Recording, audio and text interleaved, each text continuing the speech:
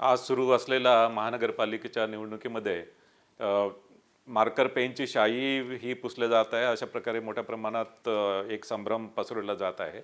त्याबद्दल माझं सांगणं आहे की ही शाई जी आहे ती इंडेलिबल इंक आहे आणि इंडेलिबल इंक भारत निवडणूक आयोग जी इंडेलिबल इंक वापरतो तीच इंडेलिबल इंक आहे, मात्र ती मार्कर पेनच्या स्वरूपात आहे.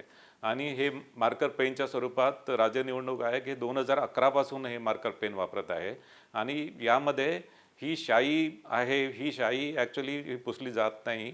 आणि विशेष करून ही शाई एकदा लावल्यानंतर त्याच्यामध्ये एक साधारणतः 12 ते 15 सेकंडमध्ये ती ड्राय होते आणि तितक्या कालावधीमध्ये मतदार हा मतदान केंद्रामध्येच असतो. आणि या शाईविषयी कुठल्याही प्रकारची शंका उत्पन्न करणे किंवा कुठल्या प्रकारचे व्हिडिओ हे बाहेर प्रसारित केले जात आहे आणि एक मतदारांमध्ये संभ्रम पसरवला जात आहे.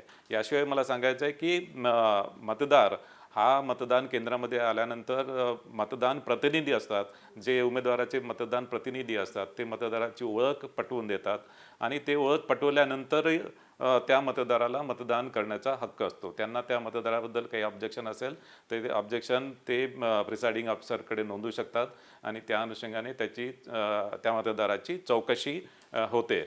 एखादा मतदार मतदान केल्यानंतर पुन्हा मतदान केंद्रामध्ये आला तर त्या संदर्भात आणि यामध्ये मतदान प्रतिनिधी आणि प्रिसाइडिंग ऑफिसर हे त्या संदर्भात तपासतील आणि त्यांना जर आढळून आला की तोच मतदार पुन्हा मतदान करायला आला तर त्या मतदारावर कारवाई केली जाईल.